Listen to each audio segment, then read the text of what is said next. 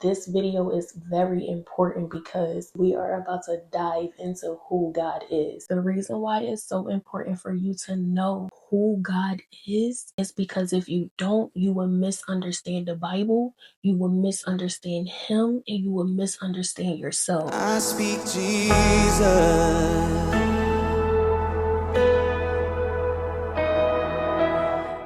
Let's just pray. Father, I thank you for giving me the strength to come on this channel today and just spread your word. I thank you for whoever is watching. We understand that while we are trying to learn about you, the devil is trying to blind us. We pray that our heart is sensitive enough to hear you, Father God.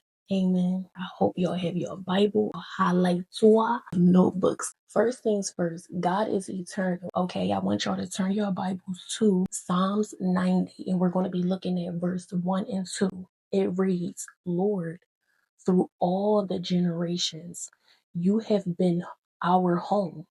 Before the mountains were born, before you gave birth to the earth and the world, from beginning to end, you are God. What does this scripture tell us? God exists outside of time. He wasn't created. He is the creator. Time does not control God. God created time. What I want y'all to highlight from this chapter is you have been our home. From beginning to end, you are God. Those are key. This next verse is going to be very important. It is John 1:18. My goodness, what is in my eye? No one has ever seen God. Highlight that. But the unique one. Highlight unique one. Who is himself God. Highlight who is himself God. Is near to the Father's heart. He has revealed God to us. What does that tell us? No one has seen God. God the Father in his full essence is unseen and unapproachable by human sight. This doesn't mean that God is absent. It means that God is not confined to a body the way that we are. The unique one. Anyone want to take a guess of who the unique one is? Jesus is near the Father's heart. This describes eternal closeness and unity. Jesus did not come later. He was always with the Father. He has revealed God to us. The revealing is Jesus, not just his words, not just the miracles, not just the cross. The entire life reveals who God is. When Jesus forgives, God forgives. When Jesus heals, God heals. When Jesus loves, God loves. John 1:1 tells us this. In the beginning, the Word already existed. The Word was with God, and the Word was God. This tells us that this wasn't the beginning of his existence, it was just the beginning of his human life. Highlight the Word was with God, and the Word was God.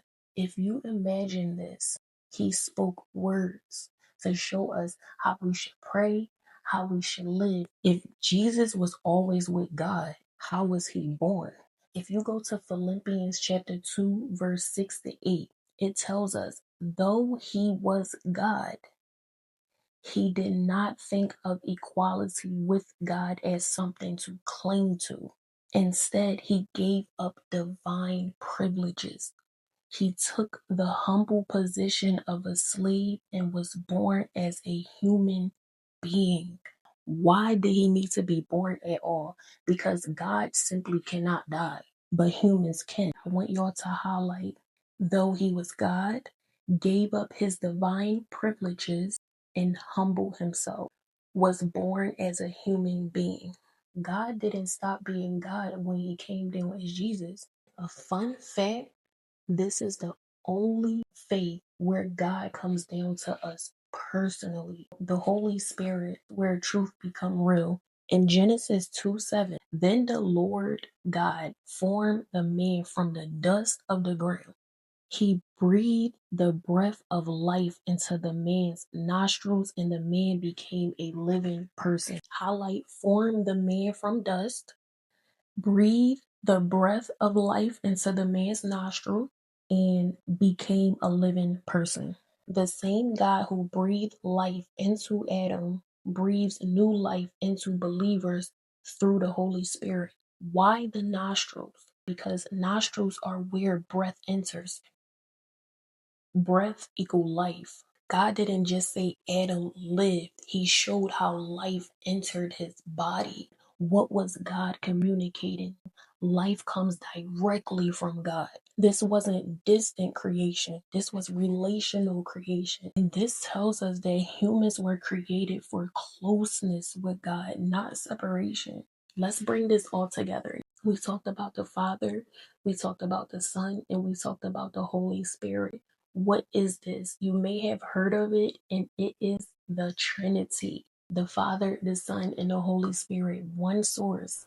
The song of this video is One More Day by Sons of Sunday. The reason why I chose this song is because God gave us one more day.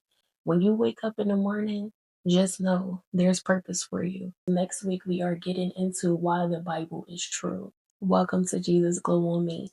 I speak Jesus.